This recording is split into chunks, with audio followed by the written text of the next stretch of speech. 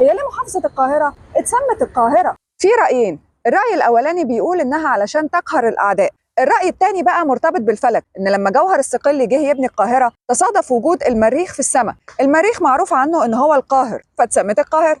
أمال الجيزة معناها إيه؟ في لغة العرب الجيزة معناها جانب الوادي أو الناحية، ويقال إن العرب لما دخلوا مصر اجتازوا المنطقة دي فاتسمت الجيزة. طب والقليوبية؟ جاية من قليوب، وقليوب نفسها جاية منين؟ في العصر المملوكي المكان ده كان استراحة للأمراء، لأنه كان فيه 1700 بستان فاكهة، فكانوا مسميينه واحد قوت القلوب، قوت القلوب بقت قليوب.